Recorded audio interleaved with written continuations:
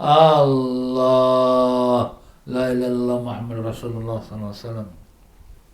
Bismillahirrahmanirrahim. Alhamdulillah rabbil alamin.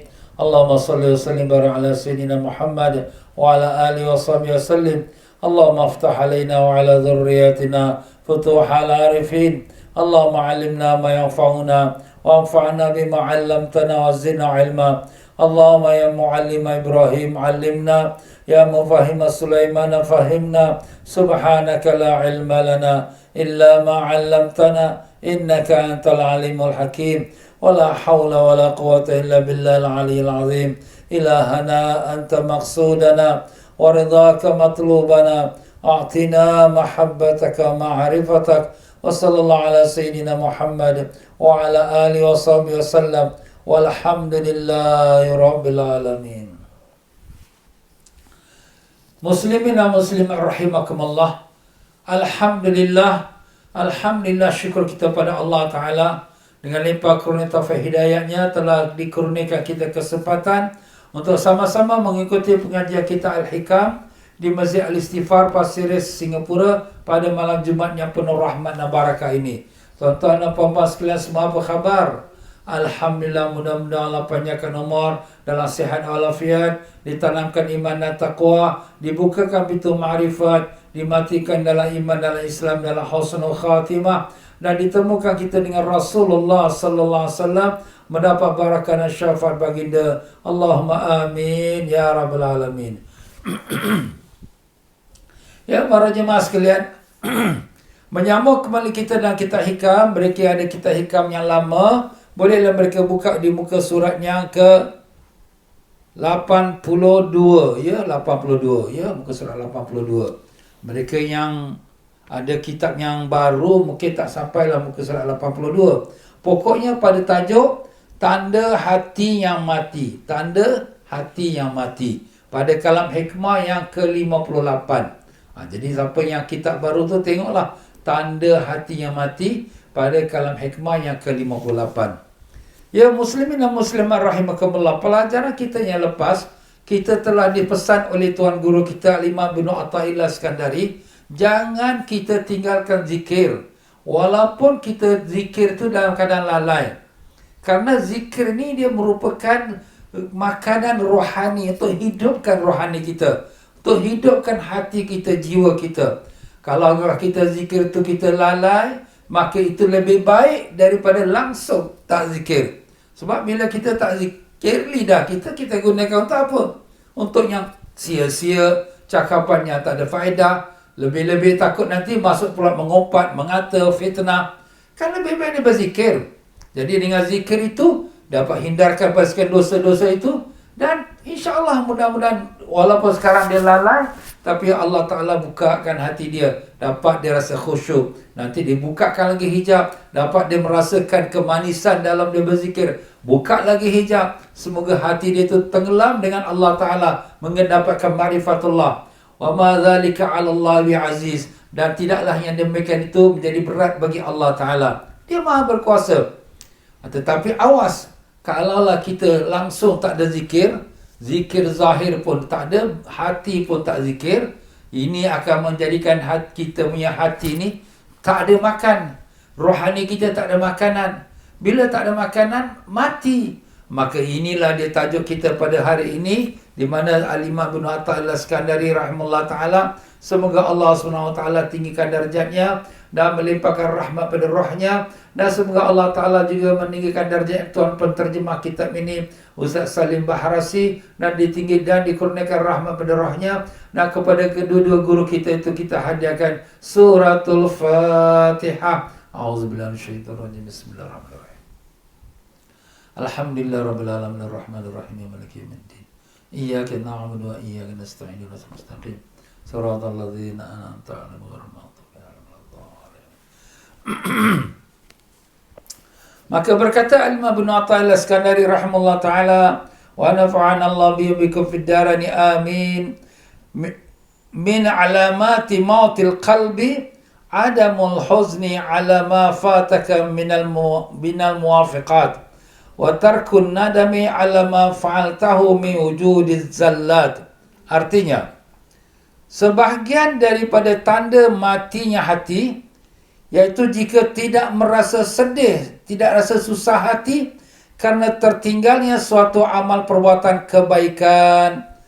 Jadi kalau sekiranya kita nak kenal lah hati kita tu mati, Ustaz, macam mana hati mati? Bukan mati tu mati hati jantung yang berdenyut. Itu kalau mati badan kita. Tapi maksud hati ni sini ialah hati rohani kita. Rohani pun ada hati. Jasmani ada hati, rohani pun ada hati. Macam mana Ustaz? Rohani mana mati? Itulah Allah Ta'ala mengatakan, فَإِنَّهَا لَا تَعْمَلْ أَبْصَارِ وَلَكِنْ تَعْمَلْ قُلُوبُ الَّتِي فِي الصُّدُورِ. Bukanlah mata dia yang buta, tapi mata hati yang dalam jantung dia, yang dalam dada dia yang buta. Dalam dada ni pun ada hati yang ada mata. Itulah mata rohani. Hati yang dimaksud sini ialah rohani kita. Jadi kalau rohani kita mati tu dari segi arti kata taklah dia tu mendapat petunjuk dari Allah, tak dapat hidayah pada Allah. Tandanya ialah bahawa dia tak ada rasa sedih pun, tak ada rasa susah hati pun kalau dia tertinggal sesuatu kewajipan. Dia tertinggal sembahyang subuh, tak kisah. Dia tertinggal sembahyang zuhur, tak apa, nanti balik aku qada aje. Tak ada rasa apa. Dan begitu juga kalau dia tertinggal sembahyang tahajud, okeylah, tak apalah, bukan selalu aku tinggalkan. Dia tak rasa berat. Makna di sini hati dia tak ada sensitivity. Tertinggal amal-amal yang soleh, dia tak ada rasa pun sikit pun rasa kesusahan, sedih, sayu, tak ada. Itu tanda-tanda hati mati. Kita boleh cek juga ni. Ya Allah, macam mana aku ni? Aku sembahyang subuh tadi pun lambat tapi tak rasa apa-apa pun. Kita tengok hati kita. Kalau hati kita tak ada rasa apa dengan kita, tertinggal yang wajib, yang sunat, yang disuruh oleh Allah dan Rasul, itu tanda hati kita mati. Yang pertama. Yang kedua, juga tidak menyesal jika terjadi berbuat sesuatu pelanggaran dosa. Tak menyesal. Jadi kalau dia buat dosa, na'udzubillah, dia buat dating dengan jantan mana, dengan betina mana, dia tengok gambar-gambar yang tak baik, yang tak bagus, dan bercerita hal orang, buat fitnah, mengumpat. Dia tahu yang dia buat salah tu, tapi tak ada rasa menyesal. Kenapalah aku pergi cakap macam ni petang orang? Kenapalah aku pergi mengumpat orang? Tak ada, tak rasa. Jadi dia tinggalkan yang ibadat, dia tak rasa sedih. Dia buat yang jahat, yang maksiat, dia tak rasa menyesal, tak rasa diri bersalah. Nah, ini semua kira sebagai tanda hati yang mati. Maka jadi inilah dia dinamakan dia orang yang sudah mati hati. Jadi Ustaz, macam mana ni orang yang hati mati ni? Sebab itulah dalam sebuah hadis Nabi sallallahu alaihi wasallam bersabda, "Man sarratu hasanatu wa sa'atu sayyi'atuhu fa huwa mu'min." Ya. Siapa yang merasa senang, yang gembira oleh amal kebaikannya dan merasa sedih, merasa menyesal atas perbuatan dosa-dosanya, maka ia adalah seorang orang mukmin. Itu tanda orang mukmin. Jadi dia kalau sekira dia rasa suka, gembira, dapat dia buat sedekah, dapat dia sembahyang tahajud, dapat baca Quran, alhamdulillah, syukur, dia gembira. Dan dia sedih pula kalau dia tertinggal sembahyang tahajud, dia tertinggal perkara zikir-zikir yang dia buat, tertinggal hari ini tak dapat baca Quran, ataupun dia terlaku berbuat dosa perkara yang maksiat, mata dia memandang kepada aurat-aurat yang tak boleh dipandang, dan mata dia melihat gambar-gambar yang tak boleh dilihat, dan begitulah seterusnya. Astaghfirullah, dia menyesal diri. Itu Nabi kata, itu tanda orang itu orang yang beriman. Nampak? Jadi kita boleh ceklah diri kita. Kita buat dosa, ada rasa sedih tak? Ada rasa menyesal tak? Ada rasa marah tak diri kita? Kita ada tertinggal amalan soleh, ada tak kita rasa sedih kerana tak dapat kita kerjakan amalan soleh? Kalau tak ada rasa lah, na'udzubillah, itulah tanda hatinya sudah mati. Ya? Maka dalam kitab, iaitu Iqazul Himam, yang disyarahkan oleh Imam Ibn Ajibah, dia mensyarah kitab hikam ini, dia mengatakan bahawa hati itu mati itu ada sebab. Ada 3 sebab. 3 sebab itu apa dia? Pertama, hubbud dunia, cinta pada dunia. Bila cinta dunia dah penuh dalam hati dia, maka hati itu mati. Cinta dunia itu macam mana Ustaz?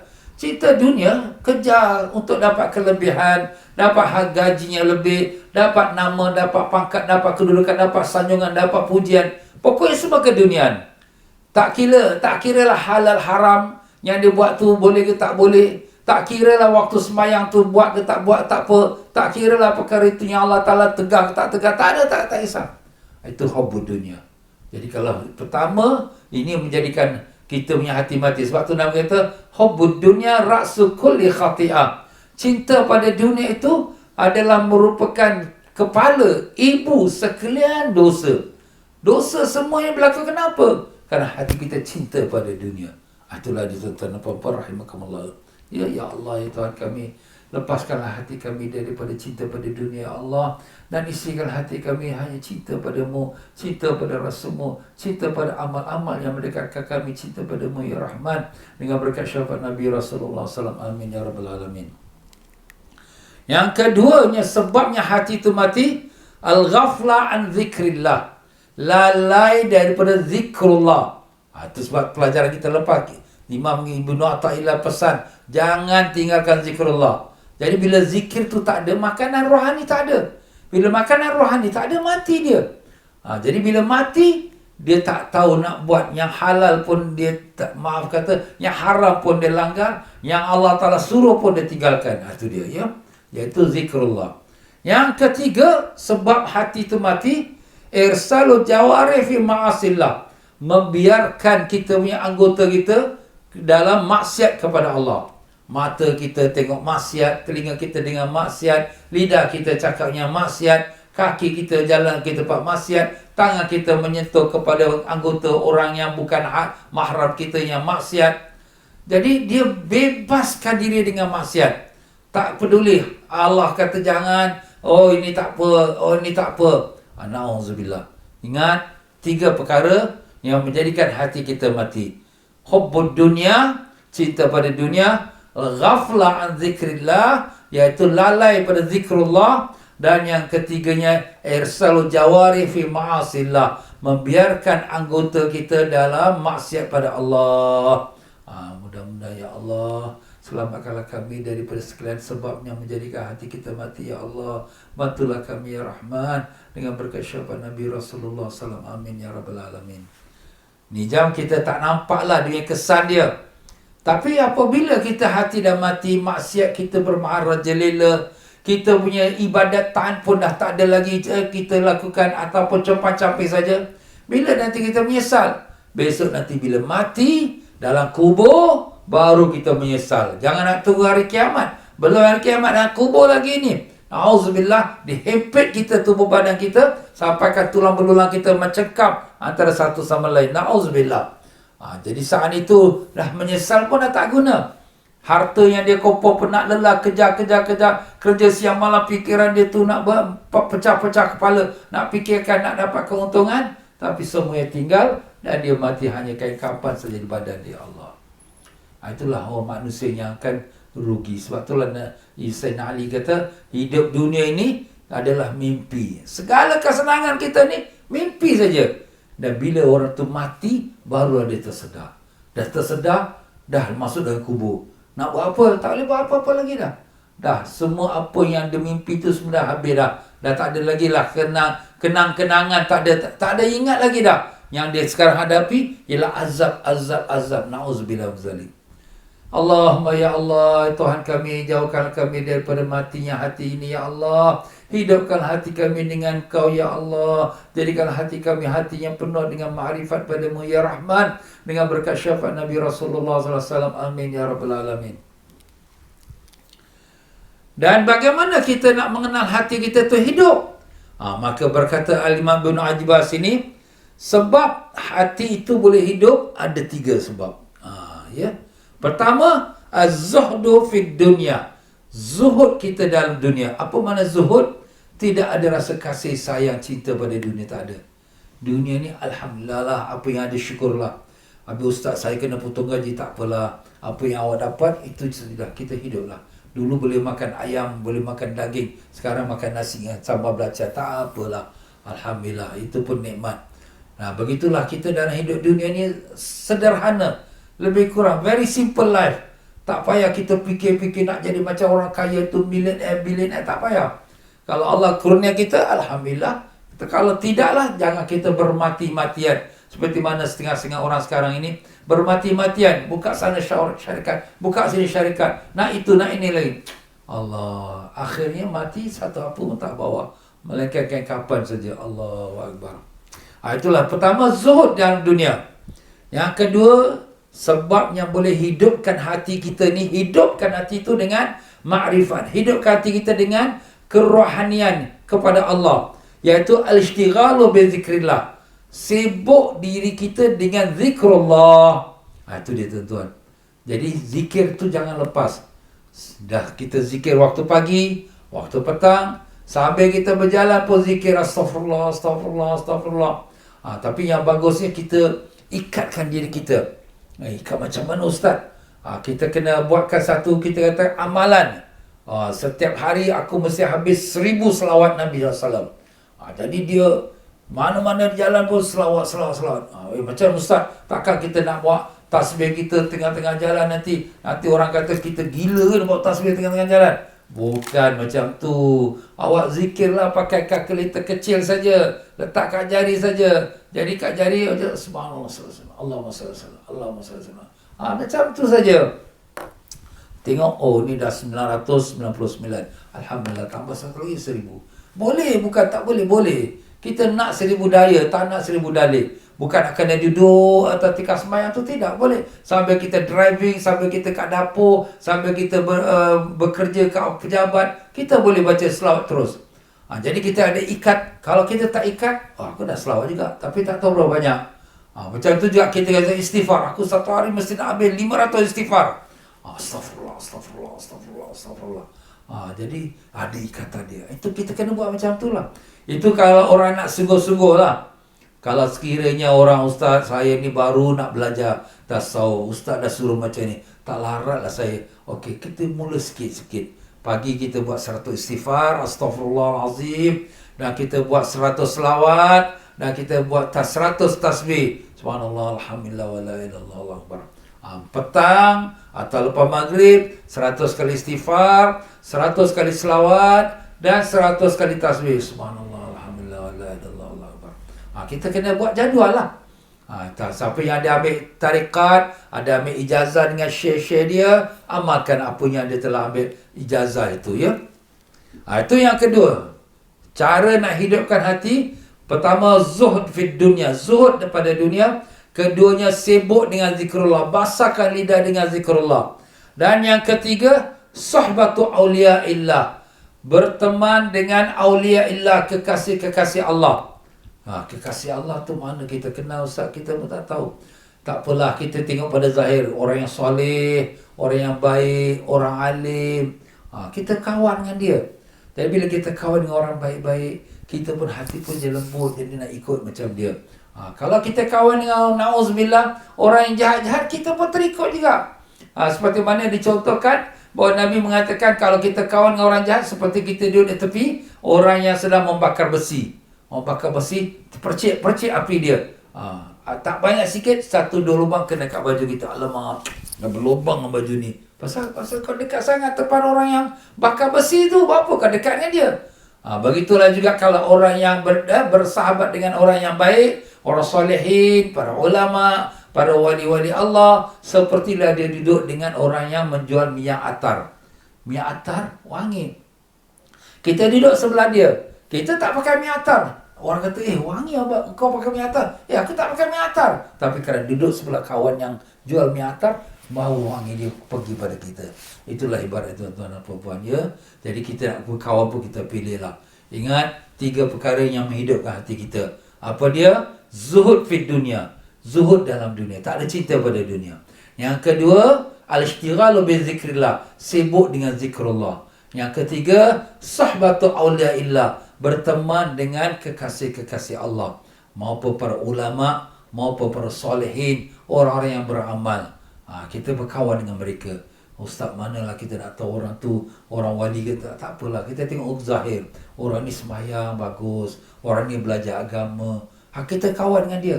Jangan kawan dengan orang sembahyang pun tidak, belajar pun tidak, maksiat lagi. Kita ikut dia, jadi kita terikut dengan dia. Allah. Itulah dia tuan-tuan dan puan-puan ya, daripada pesanan Al-Imam Ibnu Ajibah. Sebab itulah di sini Abdullah bin Mas'ud radhiyallahu berkata, ketika kami dalam majlis Rasulullah sallallahu alaihi wasallam, tiba-tiba datang seorang turun dari kenderaannya dan mendekat kepada Nabi sallallahu alaihi wasallam dan berkata, "Ya Rasulullah, saya telah melelahkan kenderaanku." Melelahkan mana dah penatkan kenderaanku. Dia naik kuda lah tu. Selama 9 hari. 9 hari naik kuda terus datang. Mana tempat dia jauh dari Madinah ni. Maka saya jalankan terus menerus selama 6 hari. Maknanya kuda saya ni dah lelah, dah penat dah. Dah 9 hari berjalan. Kemudian saya melelahkan kenderaannya 9 hari. Maka saya jalankan terus menerus selama 6 hari. Dia jalan pula. Dan kuda dah tak boleh larat nak jalan. Dia jalan pula. Berjalan kaki. Tarik kuda dia 6 hari. Dah berapa hari? 6 campur 9. Dah 15 hari. 2 minggu. Maka saya jalankan terus menerus dah selama 6 hari. Tidak tidur di waktu malam. Dan puasa pada siang hari. Wah, dia ni betul-betul lah sungguh-sungguh dia. Malam tak tidur. Kenapa tak tidur? Kerana dia berjalan. Ataupun dia semayang. Dan siang hari dia puasa pula. Masya Allah. Dia musafir ni. Daripada luar kota Madinah. Jauh ni. Datangnya tu. Nak pergi jumpa Nabi SAW. Hingga lelah benar kenderaanku ini. Sehingga kenderaan aku ni dah tak larat dah. Keperluannya hanya untuk menanyakan kepadamu 2 masalah. Jadi aku datang jauh ni dengan penat lelah ni. Dengan kuda aku pun dah tak larat dah. Maka aku datang ni kerana nak tanya 2 masalah saja. Masya Allah. Ini semangat belajar ni tuan-tuan. Yang ada pada sahabat-sahabat Nabi ni. Kita pun tak dapat nak ikuti. Jauh. Kita jangan cakap nak 2 minggu nak pergi cari Tok Guru. Rumah kita nak pergi masjid pun kita tak larat. Alah, tak apalah. Hari ni aku ponting. Minggu depan aku datang lah. Padahal ustaz tu datang mengajar jauh-jauh. Penat lelah. Murid ni pula ambil ringan. Tak apalah. Hari ni hujan gerimis. Hujan gerimis tak payahlah pergi. Ustaz pun tahu ada hujan. Kau kalau hujan lebat pun kau pergi kerja Ini nak pergi belajar agama, gerimis saja dah tak larat. Pening kepala sikit tak jadi kau kalau mabuk kepala pun pergi kerja. Ini pening kepala sikit saja dah tak jadi. Makan Panadol, telan jalan pergi. Maaf tuan-tuan ya. Tapi itulah kadang-kadang zaman sekarang ni. Orang tak menghargai ilmu. Nah, sekarang jangan kita nak pergi tempat rumah ustaz ke, nak pergi ke masjid ke. Sekarang kita di rumah ni. Ustaz datang online pula kat rumah kita. Online lagi. Alah sibuk alah penat nak, alah mengantuk. Ya Allah. Dah lah tak pergi masjid. Nak pergi belajar pun tidak. Sekarang ustaz datang ke rumah online pun tak buka juga. Tapi yang lain dia buka. Buka Facebook lain-lain. Buat cerita-cerita yang wai-wai gambar dia tengok. Sibuk. Tengok orang. Tapi yang ustaz mengajar dia tak buka. Kenapa? Inilah akibatnya zaman sekarang ni. Orang hati dah keras. Ibarat kata maulah macam kita sebut yang kita sedang belajar ni. Hati sudah keras, sudah mati dah. Jadi sahabat Nabi ini pula Masya Allah. Datangnya dari jauh, tak tahu di mana rumah dia, kampung dia. Dah 2 minggu di jalan padang pasir ni. Tiap-tiap malam tak tidur, siang hari dia puasa. Nak datang jumpa Nabi, nak tanya 2 masalah. Masya Allah. Punya sungguh-sungguh dia. Jadi nak tanya Nabi 2 masalah saja. Datang macam tu jauh tanya 2 masalah saja. Tapi bagi dia ni 2 masalah besar ni. Jadi 2 masalah yang telah merisaukan hatiku hingga tidak dapat tidur. Sampai tak dapat tidur. 2 masalah ni. Apa 2 masalah tu? Lalu ditanya oleh Nabi sallallahu alaihi wasallam. Siapakah kau? Kau ni siapa? Nabi pun tak kenal dia. Jawabnya Zaidul Khair. Zaid al-Khair. Khair tu baiklah. Baguslah nama dia pun bagus. Zaid yang khair, yang baik. Berkata Nabi, engkau Zaidul Khair? Tanyakanlah kemungkinan sesuatu yang sukar itu aku sudah pernah ditanya. Tanyalah, wahai Zaidul Khair. Apa kau nak tanya? Mungkin ada sesuatu yang sudah pernah aku ditanya dan aku dah jawab. Berkata Zaid, saya akan bertanya kepadamu, ya Rasulullah. Tandanya orang yang disukai oleh Allah dan yang tidak disukai oleh Allah. Tanda orang yang Allah suka dan tanda orang yang Allah tak suka. Yang Allah tak suka tu Allah murka lah. Jadi apa tanda? Itu tanya aja. Itu tanya 2 soalan saja. Dia datang 14 hari, 15 hari di padang pasir, tak dapat tidur malam, tak dapat berpuasa sehari. Nak tanya 2 soalan tu, apa tanda orang yang Allah suka, apa tanda orang yang Allah tak suka. Masya Allah, kalau kita kata, alah ingat nak tanya apa ini saja. Padahal bagi dia tu sudah besar dah tu. Sebab dia nak tahulah kalau dia buat sesuatu yang Allah tak suka, nanti menyesal ke akhirat. Macam sekarang ni. Kita buat perkara amalan-amalan yang Allah tak suka. Semayang lambat-lambatkan. Baca Quran pun tak ada. Zikir jauh sekali. Belajar agama pun ambil ringan. Allah suka? Tak suka tu. Tapi kita tak kisah. Bila kita tahu, bila kita dah mati, baru kita menyesal. Ya Allah, kenapalah aku tak pergi belajar? Kenapa aku tak semayang betul-betul? Tak gunalah masa tu.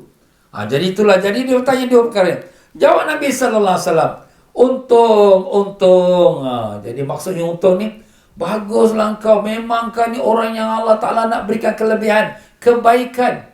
Maknanya orang yang susah hati nak tahu apa Allah suka, orang yang susah hati takut apa yang Allah tak suka, itu makna tanda keimanan.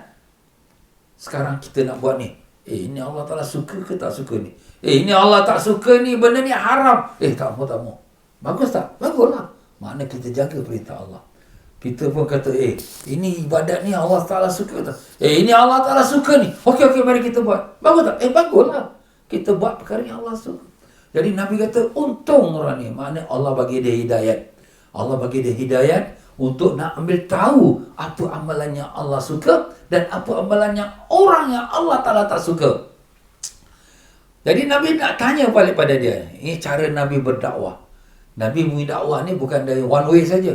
Nabi syarah je. Kadang Nabi two way. Nabi tanya pula pada sahabat ini. Dia bersahabat ini, Nabi tanya, dia jawab. Jadi ini kadang-kadang salah satu pada uslub ataupun cara berdakwah. Kita bercakap dan kita tanya pula pada audien. Saya pun nak tanya juga pada audien, kepada para jemaah sekalian. Apa ditanda yang Allah Ta'ala suka? Apa ditanda yang Allah Ta'ala tak suka? Jadi kita dengarkan jawapannya. Jadi Nabi SAW pun bertanya pada dia, bagaimanakah keadaan kamu sekarang ini, wahai Zaid? How are you now? Jadi, tapi Nabi tak cakap speaking lah. Ini saya cakap ya. Jawab Zaid, saya kini suka kepada amal kebaikan. Dia suka buat baik. Alhamdulillah, bagus. Dan orang-orang yang melakukan amal kebaikan, dan aku suka pada orang yang buat baik. Dia suka buat baik dan suka orang yang buat baik. Dia tengok Ustaz Abid Liu ni hantar mahkamah, suka dia. Dia tengok Ustaz ni dakwah sana, dia suka. Dia tengok anak-anak muda ni bangun malam tahajud belajar agama, Allah suka. Nampak? Dia suka orang buat baik, dia suka buat baik dan dia suka orang lain buat baik. Bahkan suka akan tersebarnya amal kebaikan tu. Dia suka supaya amal tu semua orang tahu, semua orang buat. Tuan-tuan ini ada madrasah nak bangun, mari kita bantu. Tuan-tuan ini masjid ada nak bangun ni, mari kita bantu. Tuan-tuan ini orang susah ni, di Sabah ni, orang-orang yang miskin ni, yang kena banjir di Banjarmasin, di Kalimantan dengan gempa bumi, mari kita bantu. Dia sebarkan kebaikan tu supaya orang dapat membuat kebaikan. Dia suka buat macam tu. Baguslah orang ni. Nampak? Dan bila aku ketinggalan, bila tak dapat buat, merasa menyesal dan rindu pada kebaikan. Bila tak dapat buat yang baik, tak dapat nak bantu orang miskin tu, tak dapat nak bantu orang yang susah tu, tak dapat nak bantu orang yang kena banjir tu. Kenapa? Sebab saya pun tak ada kemampuan. Saya pun tak dapat salurkan, kat mana saluran saya tak tahu. Maka rasa menyesal dalam hati. Ya Allah, kita tengok dalam FB orang-orang susah di Palestin, di Afrika yang tak ada makan, orang Syria yang kesejukan musim sejuk sekarang ni, tak ada mata, tak ada cukup pakaian itu untuk menahan sejuknya. Kita rasa sedih sayu hati kita. Nampak? Jadi dia ada tanda suka pada kebaikan, suka dia buat baik, dan suka dia kepada orang buat baik, dan suka kebaikan itu tersebar, dan sedih dia, rasa menyesal dia kalau tak dapat buat baik. Jadi Apa kata Nabi? Dan bila aku berbuat amal sedikit atau banyak, tetap aku yakin akan pahalanya. Yakin balasan Allah. Bukan pahala tu mana mesti pahala syurga, tapi yakin balasan Allah. Allah Ta'ala ada janji orang yang buat baik akan Allah balas kebaikan. Janji, yakin pada janji Allah. Jadi sini ada ciri apa? Ciri kebaikan. Dia suka pada buat baik dan dia suka amal kebaikan tu tersebar dan suka pada orang yang buat baik. Kita tak dapat buat baik macam mana orang lain buat. Orang lain sedekah sana, orang sedekah sini, tak bantu orang. Ya Allah, sukanya aku tengok ustaz ni sedekah sana, sedekah lain. Ya Allah, sukanya aku. Kita suka. Itu sudah tanda hati kita baik. Itu sudah tanda hati kita hidup. Dan kita rasa menyesal kita tak dapat buat. Kita menyesal tak bangun tahajud. Allah, menyesal tak bangun tahajud. Menyesal kita tak dapat baca Quran hari ini. Menyesal hari ini kita tak dapat zikir. Tak dapat selawat 1000 kali selawat. Aku dah janji nak selawat 1000 kali tapi hari tak dapat. Allah, menyesal aku. Nampak tuan-tuan? Jadi dengan kerana dia menyesal itu dan dia merasa sedih, tak dapat buat suatu kebaikan, dan dia yakin bila dia buat baik itu akan janji Allah, yakin. Maka jawab Nabi SAW, ya, itu dia. Itulah dia tanda orang yang Allah suka, dan iaitu kau dapat membuatkan baik, dan kau suka pada kebaikan, dan suka orang buat baik, dan kau menyesal, kau rasa sedih, tak dapat buat kebaikan. Itu tandanya hati kau tu hati orang yang Allah suka. Tapi sebaliknya itu mana hatinya orang Allah Ta'ala tak suka. Dia tak buat baik, kemudian tak menyesal, dia tak buat baik pun dia tak menyesal, dia tertinggal sembahyang subuh pun dia tak menyesal, dia tak baca selawat, tak baca zikir, tak baca Quran pun dia tak menyesal. Itu mana terbaliklah. Mana itulah hati orang yang Allah Ta'ala tak suka. Maka Nabi jawab, ya, itu dia Zaid. Andaikan Allah tidak suka kepadamu, tentu kau disiapkan untuk melakukan yang lain dari itu. Maknanya kalau sekiranya Allah tak suka, engkau pun tak pedulikan yang kebaikan. Orang buat baik, biarlah dia buat baik. Orang buat matu maras, biarlah dia itu dipasalah. Dia tak peduli, tak kisah. Tapi kalau dia tertinggal buat kebaikan, dia tak ada sedih pun. Dia buat maksiat pun dia tak rasa susah hati. Kalau sekiranya Allah tak suka pada kau, maka kau akan tidak diberikan hidayah. Jadi kita ni tuan-tuan, bila kita dapat buat baik ni, ini pun hidayah pada Allah Ta'ala. Pilihan Allah. Jangan kita pandang rendah pada mereka. Diorang tak macam aku. Aku sedekah, aku bantu orang, aku buat baik, aku sembahyang tahajud. Jangan. Sebab yang kita dapat buat ni, ini juga kurnian Allah. Kurnian yang paling besar sekali kepada seorang hamba ialah diberikan taufik hidayat, dapat dia buat amal taat. Itu kurnia Allah paling besar. Kenapa? Sebab segala harta dunia yang kita kumpulkan hari ini, seluruh dunia ni, tak dapat menyamai dengan 2 rakaat sembahyang sunat sebelum fardu subuh. Itu dah dalam hadis Nabi dah sebut. Itu kalau sembahyang sunat subuh 2 rakaat, lebih baik pada dunia dan isinya. Orang bilioner, tak ada apa. Ini sembahyang 2 rakaat lebih besar. Kerana besok ke akhirat, dia kumpulkan semua harta. Ya Allah, ambillah harta aku ni, ya Allah, selamatkan aku daripada neraka. Tak ada, Allah tak terima. Nampak tuan-tuan? Sebab itulah kita syukur dapat buat ibadat ni. Ini kurnia Allah. Jangan kita pandang rendah pada orang lain. Orang tu tak sembahyang ustaz, orang tu tak orang tu tak buat ibadat. Itu kita doakan dia. Kita minta dia entah pada Allah, mudah-mudahan bagi dia hidayah. Sebab ini hidayah Allah Ta'ala punya. Innaka la tahdi man ahbabta, walakinna Allah yahdi man yasha. Engkau tak beri hidayah pada siapa yang kau nak, tapi Allah beri hidayah pada siapa yang dia nak. Itu Allah yang punya. Begitulah kata Nabi, ya, itu dia. Andaikan Allah tidak suka padamu, tentu engkau disiapkan untuk melakukan yang lain dari itu, dan tidak peduli di jurang yang mana engkau akan binasa. Na'udzubillah. Orang yang Allah Ta'ala tak suka, Allah tak pilih dia untuk bagi hidayah. Allah biarkan dia. Dia buat maksiat, dia minum arak, berjudi, zina, ikut suka nafsu dia. Kita pun kata, ustaz, orang-orang ni senang hidup dia, ya. Dia nak buat apa, nak makan apa, nak minum apa dengan jantan dan betina. Happy diorang. Ya, happy. Tapi, ke mana akhirnya? Na'udzubillah, kan neraka. Ini jam dunia dia happy tu berapa lama? Tak sampai 100 tahun pun.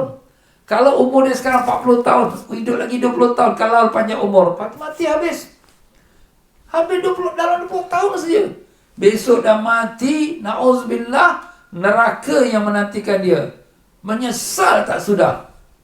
Apa nak buat? Itulah pilihan kau. Sebab itulah sini kita janganlah jadi orang-orang yang sedemikian. Ya, kita tengok pada orang-orang macam tu, kita doakan mereka supaya dapat hidayat. Allah tak pedulilah kat mana kau nak masuk dalam jurang neraka mana, kau punya pasal lah. Itulah akibatnya orang yang Allah tak berikan hidayat. Yang tak mempedulikan hukum Allah, yang tak pedulikan haram halal Allah, maka Allah pun tak pedulikan dia. Sekarang kalau kita lihat sekarang ni, manusia dah keterlaluan dengan kemajuannya, dengan dia punya kecanggihannya, dengan dunia dia, kekayaan berlimpah-limpah, makes millions of money, billion of dollars. Syarikat sana, syarikat sini, syarikat penerbangan, negara tu, negara ni, hotel-hotel, semua membuat billions of dollars. Sekali Allah Ta'ala kata, ambilkan COVID. Habis semua stop. Habis semua penerbangan stop. Habis semua pekerjaan-pekerjaan stop. Habis hotel-hotel semua kosong. Allah boleh buat. Allah tak peduli kau nak binasa ke, kau nak bankrupt ke, kau nak muflis ke, kau punya pasal lah. Dah Allah Ta'ala punya perintah pun kau tak jaga. Surat Allah pun kau tak peduli. Habis Allah nak peduli kau. Pergilah kau punya pasal lah. Na'udzubillah. Ustaz, macam tu. Bukan macam tu. Itu Allah terbalikkan kepada kita. Macam mana kita berpada Allah, macam tu Allah terbalikkan kepada kita. Kau tak pedulikan Allah, Allah pun tak pedulikan kau. Bila Allah tak pedulikan kita, macam mana kita? Cari vaksin sini. Allahu Akbar. Ini pula dengar, ada lagi pandemik yang lain pula akan datang lagi. Ya Allah, tak habis-habis. Itu selain daripada virus, dengan gempa bumi, dengan puting beliung, dengan Allah. Dunia ini makin lama makin lagi banyak lagi musibah, tuan-tuan. Jangan kita ingat ni musibah dia akan habis gitu saja, tidak. Dia akan bertambah. Kenapa? Sebab dunia ini sudah makin lama makin uzur. Macam orang tua, makin tua makin sihat. Makin tua makin uzur. Sampai akhirnya terus jatuh pingsan, terus meninggal. Macam itulah akhir dunia ini terus kiamat. Sebab dia akan pergi kepada kebinasaan yang total. Kebinasaan yang hancur seluruhnya. Rumah bangunan, yang skyscrapers, yang kapal terbang, yang jet, semuanya akan hancur binasa. Yang bermegah dengan bala tenteranya, dengan dia punya askar-askarnya, dengan penerbangan apa-apalah, semuanya akan binasa. Tak ada satu pun yang dapat melawan kehendak Allah Ta'ala. Allah kata, letak kau lah, kau punya pasal lah. Na'udzubillah min zalik. Kita pun tak minta macam tu, tuan-tuan. Tapi inilah balasan Allah kepada orang yang lalai. Allah Ta'ala kata apa?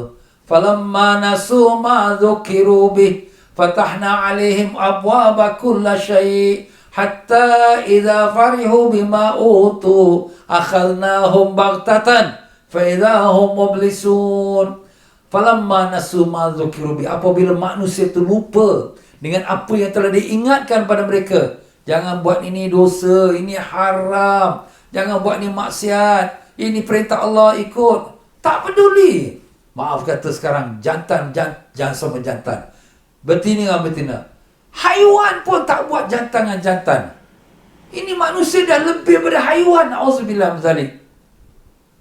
Bila mereka dah terlampau sangat, Allah Ta'ala kata, falamma nasu ma dzukiru bi fatahna alim, kami bukakan bagi mereka abwaba kulli syai', semua pintu-pintu, pintu rezeki, pintu kesenangan, pintu kekayaan, pintu kemewahan, pintu kemajuan, semua. Makin lama makin maju, kaya.